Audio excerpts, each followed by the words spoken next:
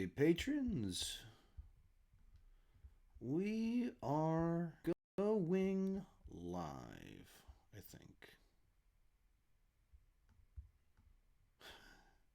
So there's always especially with these Patreon live ones. I have to I have an external software that does my live streams, and then I have to click some buttons on YouTube to make it happen, and then I have to post that on Patreon to get everything up running and so that you can see it. So there's like a minute delay between when I actually click stream and start talking and when you guys start showing up. And so every single time I do one of these Patreon live streams, I get nervous. Like, did I botch it this time? Did I mess it up? Did I click the wrong thing and send things to the wrong places? So always a little bit worried on that. All right, people are starting to show up. Jace, hi. Hello, Jace. Majestic Demon. Hello there, Sean. Hello there, Majestic Demon. You could join us for both of the live streams today. And yeah, this is, if you weren't over on the main channel, I did a twofer today. Tried to do just a 30-minute quick little live stream with over on the main channel, and then jumped on here and talk with you guys. So those ones with on the main channel are pretty crazy because it's like 200 people asking questions, and you have to sort through it and trying to read while talk and trying to look at the camera while also my questions are down here. So doing this number, and you always have that person that asks too many questions and they don't understand they're asking too many questions. So always exciting. Harris, hey Sean, thoughts on Eyes Wide Shut? So I'm not sure if I've ever seen it all the way through. I've said it many times before. I'm not like a big Kubrick fan. I'm just not. He's very artistic in nature, metaphoric, symbolism, and I'm just not wired that way. And so all these things that people are like, in The Shining, did you notice this? I'm like, I noticed that. That just doesn't like move me all that much. So I don't. I think I've seen Eyes Wide Shut before, but it hasn't been recently. And just even the erotic sex dungeon aspect of it was like, this is not what I'm rushing out to see, for those reasons. Rich Reviews, favorite Sonic game? Sonic 2, because we get a little bit of Tails, but it didn't get so convoluted. Just like that, right in that original surge forward, that first couple of games, I think, were peak Sonic. He was designed for a 2D platform, and so it just fit perfectly with what they were doing with the Sega Genesis and how they were trying to distinguish themselves from Nintendo. And it got a little bit muddled down when they started getting into the third game and adding Knuckles in and everything like that. Bryce Bailey, hey Sean, do you think The Invisible Man was better than Upgrade? I personally think Upgrade was slightly better, but both are great. Upgrade is the movie that I would get more excited about and rewatch more. I don't remember what rating score I gave Upgrade exactly. My gut, I mean, certainly gut feeling is Upgrade is the one that's just a little bit more the way I'm wired as a movie, what interests me, and the way that one resolves and the cleverness of the plot points and the twists and the turns. I left that movie just so excited to tell people about it, to get them to go see it. And that was true of Invisible Man as well, but not quite as much. It's would be probably a great example of if just kind of totally detached myself and not took personal preference out of it. I don't know which one I would put on top of the other. I think that there's certain things technically about The Invisible Man that are just so well done. But then the script, I think, is a little tighter on Upgrade. But when you add that personal preference into it, certainly with the way I'm wired, I would go with Upgrade. Jackson, hello. You're almost at 150,000 early. Congrats to you. Well, probably way early on this one. Yeah, I'm close. I'm within 2,000 subs, but my sub growth has stalled out since about since September. It's really kind of even since mid-August. It just went boo. July was my best month ever on, I think, every metric. You look at all objective metrics. July was my best month, and then since mid August, it's just I've kind of been flatlined on sub growth. Even December with the Star Wars movie and end of year lists was not a big growth on subs. Money financially was fine. But for whatever reason, whether it's an algorithm change, if I've just kind of hit that plateau of what I do right now, it has mostly I've saturated the market of people that are interested in my shtick.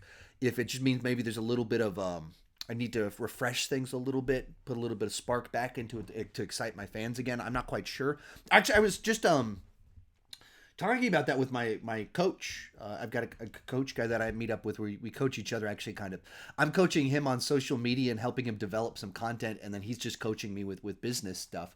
And this is what we actually talked about, that I'm like, all right, like on certain level my channel's doing fine, it's great, but then on that growth side to things, that trend, like I've been watching myself like baby step closer to 150 for 6 months and being like, wow, like it is. I grew by I think 12,000 subs in July, and I think I've grown in 12,000 in the last like 5 months. Add all of it together, and half of that was December. It was something like that. I mean, just like very slow growth. So, but thank you for early congratulations. But it's a thing that's very much been on my mind as of recently. Rich Reviews, are you excited for the Saved by the Bell sequel series? No, I don't have any interest in that at all. I've mentioned this before, kind of any of those revival series for shows that are aimed at 13-year-olds. I'm not 13 anymore, and I don't have a 13-year-old. So they're not, it's just not, there's nothing there that's for me. So if it's Saved by the Bell, Step by Step, Boy Meets World, any revival like that, I'll watch an episode to be like, hey, I watched it.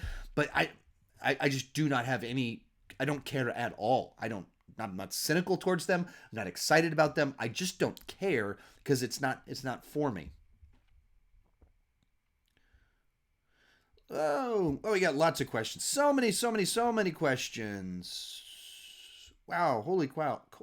Wow, holy wow. Landon Peterson, great suggestion with Warrior. Yeah, so I put Warrior on all of my end of the decade lists and favorite movies lists. And since then, almost every single day, I have someone messaging me saying, thanks so much for recommending Warrior. And I literally mean that almost every single day. I think if you averaged it out, it would be 60 people have messaged me to say thanks for that recommendation. I think at least 60 people in the last 2 months. Jace, which Joker would win in a fight? Which one would win in a fight? Okay, so Jack Nicholson, he's out. He's old and fat. Not really fat, but he's not in shape. And then Joaquin Phoenix, they went full skinny Joker. They haven't shown him as a fighter yet, so I'm not going to go with him. You got a little bit, so it kind of leaves us with weirdo. We got Cesar Romero, too campy. I'm going Ledger. I think we saw a little bit of toe-to-toe with Batman, so that's where I'm headed. Jesse Demon, I had to fill the void in the broken heart last week by rewatching your live stream from 2 weeks ago.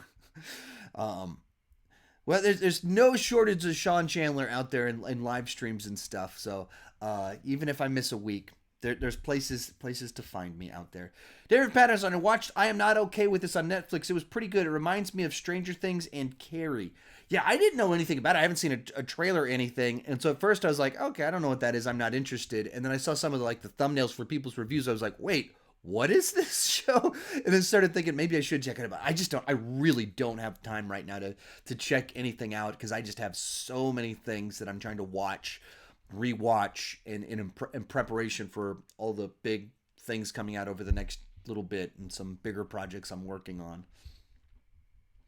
Rich Reviews, thoughts on Sci-Fi Channel doing a Day of the Dead series? I think I don't hate the idea. So Day of the Dead is the third one in George Romero's little series, and in it, it's kind of there's like scientists on a military base and things. There's a certain equilibrium to it, and they're like doing tests on the zombies, and the zombies are evolving, and one of them's like learning to speak a little bit and is like learning to have. So I think there's some ideas there to potentially do Day of the Dead as a TV series and develop those ideas, but I think the zombie thing got played out a little bit because of Walking Dead. there was a number of zombie movies, and then Walking Dead dominated the culture. And so 10 years after Walking Dead, while Walking Dead is still running, doing your own zombie TV series feels kind of empty. Doesn't feel like there's a good idea there. Majestic Demon, and I also rewatched your best of the decade ranking with Ryan O'Toole. Whew, that's a long video. That video is over 3.5 hours long, so that is commitment right there. Jackson, have you seen Popstar? Never Stop Napping. Do you like Hot Rod? I've never seen Popstar. The guy I work out with, Peter, he loves that movie. He does movie nights all the time playing it. I've never made it over there. He talks it up all the time. It's a little bit, he's a lot more into comedy than I am. I'm not a big comedy person. That's just, like, not that I obviously like laughing and things like that, but like I'd rather watch an MCU movie. I am mispronouncing so many things. I'd rather watch an MCU movie that's funny than just a straight up comedy. I just don't gravitate a lot towards straight up comedies. And he's talked it up so much, and I just haven't seen it yet. I've seen Hot Rod a couple of times. I enjoyed it enough, but it seems like there's Hot Rod there's people that are in this put Hot Rod in this category way up there that I don't see that. I've never enjoyed it that much, but I was like, that was a mildly amusing little flick. Bryce Bailey, I know no, Bryce Bailey didn't direct it, but what are your thoughts on Devil, and would that fit in your